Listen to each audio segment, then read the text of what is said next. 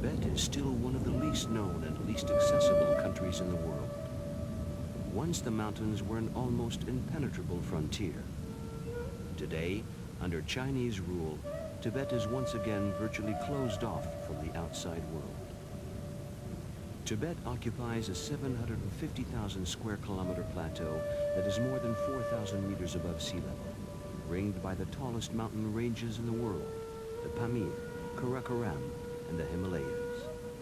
The headwaters of some of the greatest rivers in Asia, the Ganges, Mekong, Brahmaputra, all spring from these mountains. In 1982, a Japanese film crew were authorized to film in Tibet's capital, Lhasa, known as the Holy City.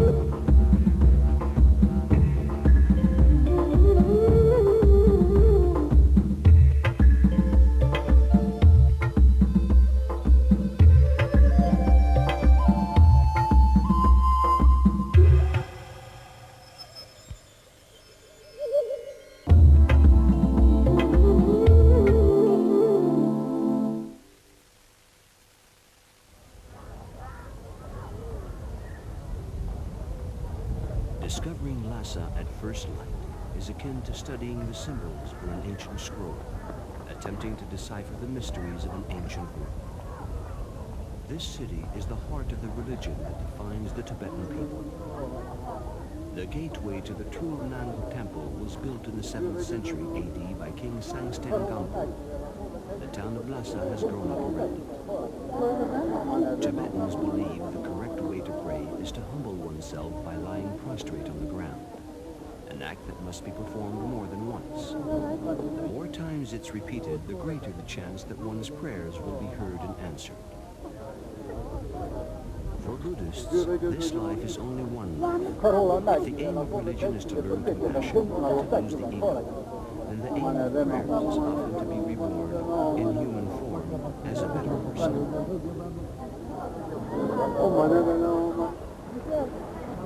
Lhasa is the official home of the Dalai Lama and the spiritual center of the nation. Each year, the faithful from the far corners of this immense land come here as pilgrims to pay homage to the divinity.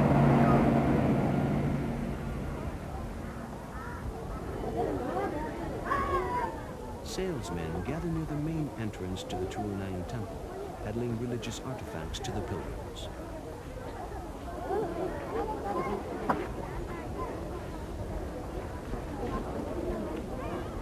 The most popular items are books of excerpts from the sutras, the sacred writings of Buddhism, or holy images called mandalas.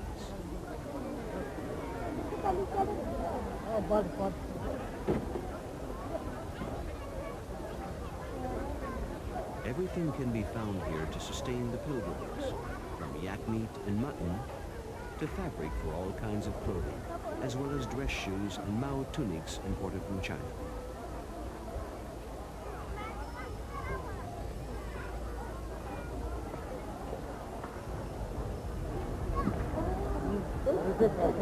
These rugs serve a dual purpose. They're used as prayer mats as well as sleeping mats.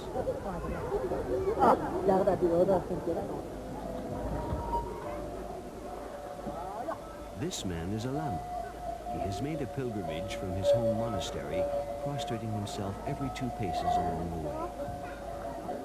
Some pilgrims have been known to walk 750 miles or more in this way.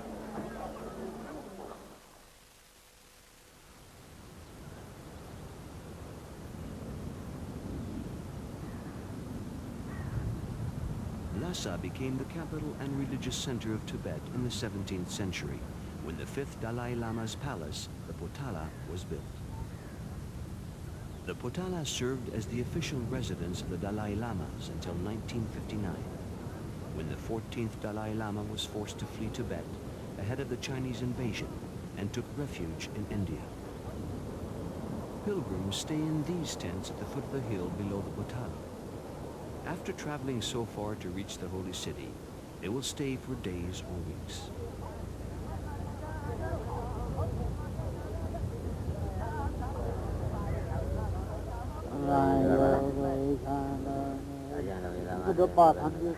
A truly devout pilgrim does more than visit the holy sites. He spends the entire day reciting the sacred liturgies and spinning the prayer wheels containing the holy scriptures. They believe that spinning the wheel in this fashion invokes divine intervention.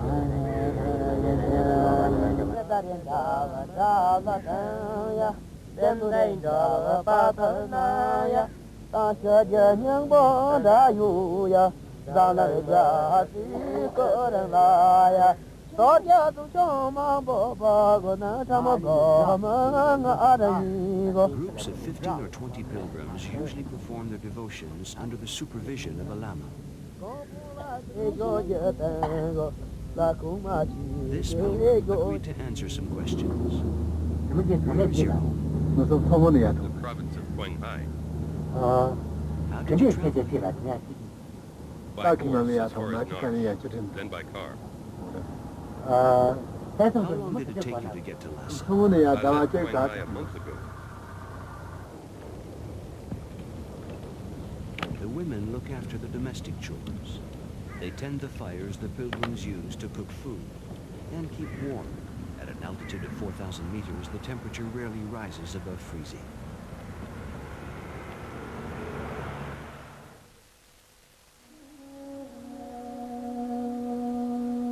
The Chulnang Temple in the very center of Lhasa is linked to King Sangstan Gampo, the first ruler to unify Tibet. Seen here in a golden coach flanked by his two wives, one a Chinese princess, the other a Nepalese princess. According to legend, these two women introduced Buddhism into Tibet. King Sangstan Gampo decided to build his capital on the site of a large lake, which he ordered to be filled in. The king brought in goats to haul the earth from the excavations. The name Lhasa is a contracted form of the Tibetan words for goat and land. Only the most skilled craftsmen of the kingdom were allowed to work on the temple. The result was not only beautiful. The grandeur of the Chulnang Temple became a symbol of the country's unity as well as the holiest shrine in Tibet.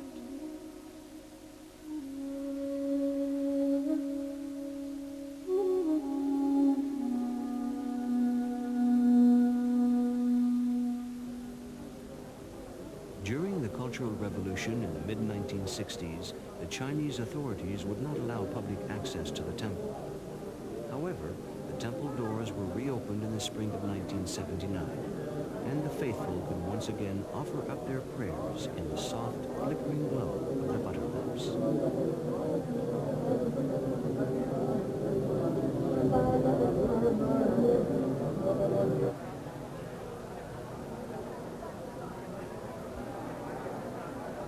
Every day, a long line of people waits in the courtyard.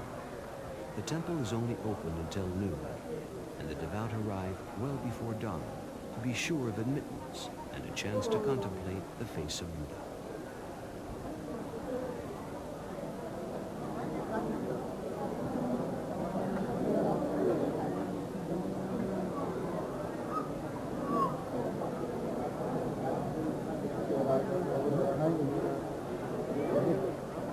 A monk at the door limits the number of worshippers admitted to prevent the sanctuary from becoming overcrowded.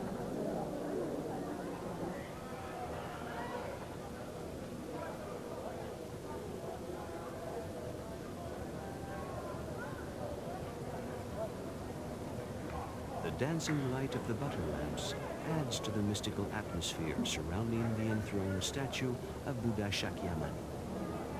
According to legend, this statue was a gift from the Chinese wife of Sangstan Gampo. Guarded by the lamas, Buddha bestows his benevolent gaze on the faithful.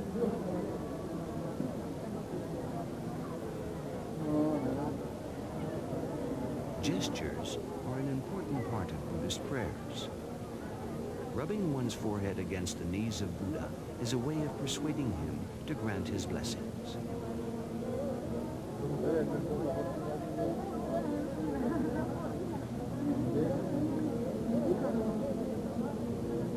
No one is too young to be admitted into the presence of the Buddha.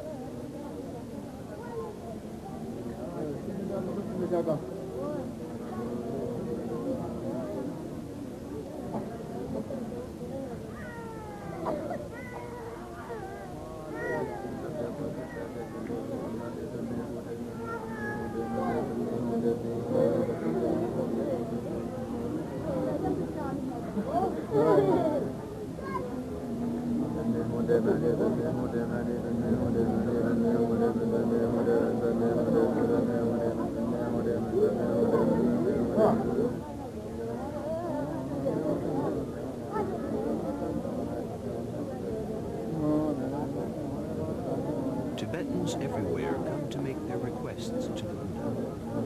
I go for rinse. How often have you made this pilgrimage? This is my third time. What is it you ask Buddha in your prayers? I asked him to enable me to again have a human form when I am reincarnated. Also, that he blessed Tibet with more happiness. And what did you pray for? I also would like to be reincarnated as a human being. Those who couldn't make it inside today will line up again tomorrow morning for the privilege of being close to Buddha.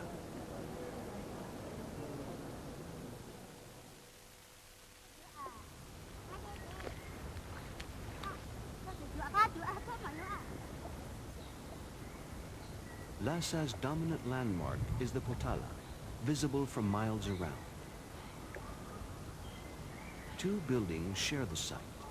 The White Palace, which houses Tibet's political and religious administration, and the Red Palace, which were the offices and private apartments of the Dalai Lama before he was exiled. Besides the offices and conference rooms, the White Palace is also home to the monks who look after the temples and sanctuaries.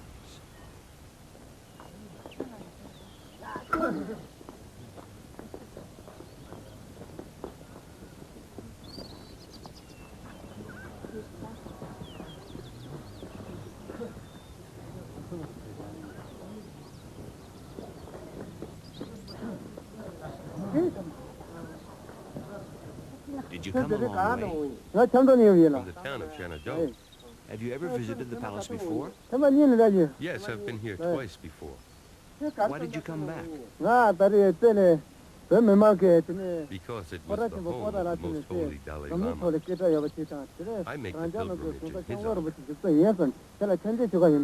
I'm very proud to be here. Construction of the Potala began in the 7th century, at the time that Tibet was unified, and was completed in the 17th century by the 5th Dalai Lama. This particular chorten, a monument built in the memory of a saint, is dedicated to him. It's more than 14 meters high, overlain with gold leaf and studded with gems. Nothing honoring the Dalai Lamas can be too beautiful.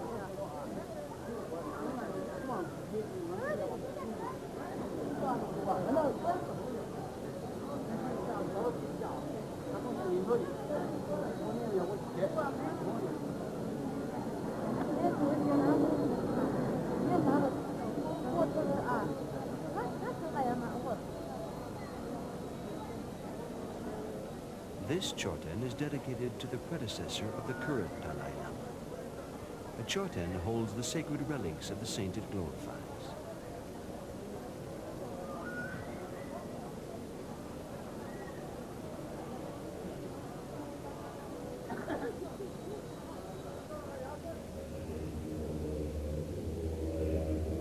The private living quarters of the Dalai Lama.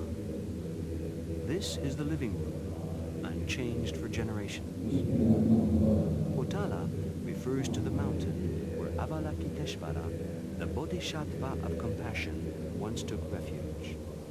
Tibetans believe that the Dalai Lama is the direct reincarnation of this Bodhisattva. Nearing death, the Dalai Lama initiates a search in a specific region for his successor, a baby born at the exact moment of his death, is thought to be his reincarnation.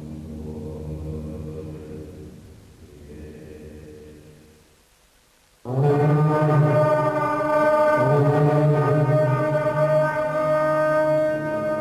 windows of the Potala overlook the entire city of Lhasa.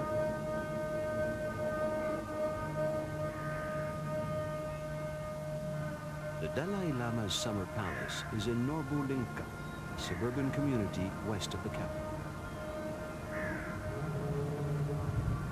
This palace is also open to pilgrims and tourists. The reception areas are grander than the Spartan halls of the Potala. But for Tibetans, it's the private apartments, especially the bedroom, that hold the most poignant memories. It was from here, on the night of March 17, 1959, that the Dalai Lama fled to India.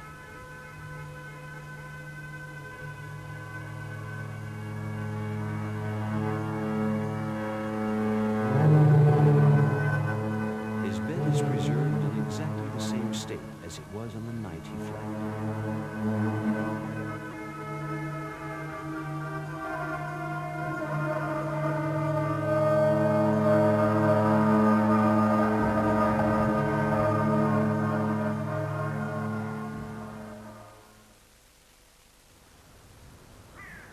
If Tibet could be described by only two words, they would be mountain and monastery.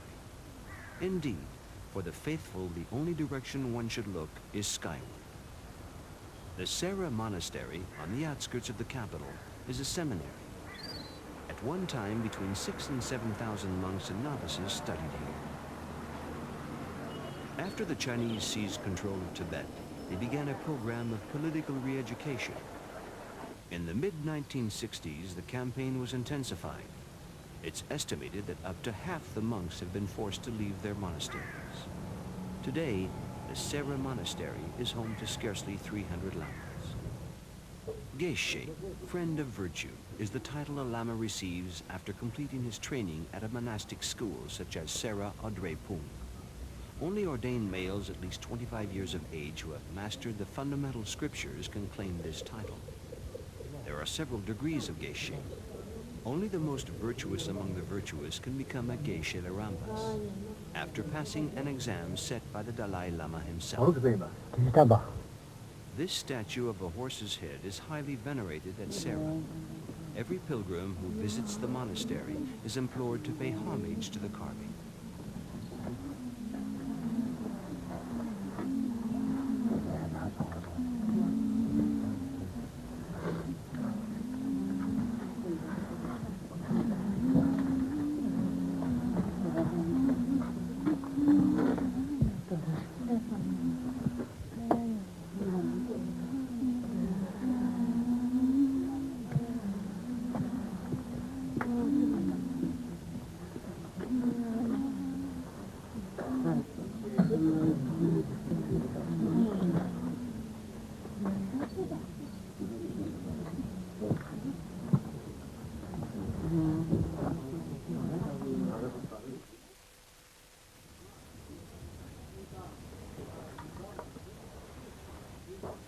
Large monasteries like Sera usually have their own printing shops where they publish sacred scriptures. These are the original hand presses.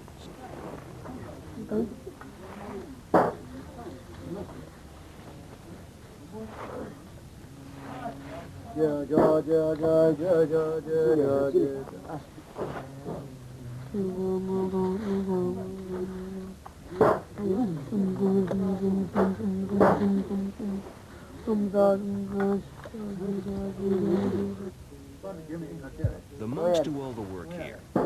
We asked one who the scriptures are for. We sell them.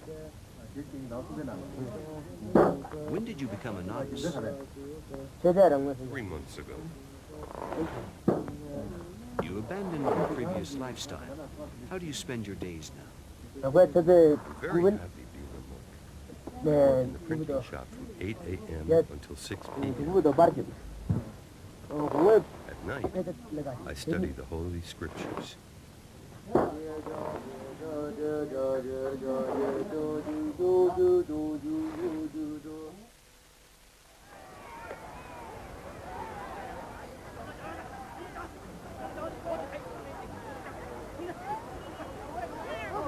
The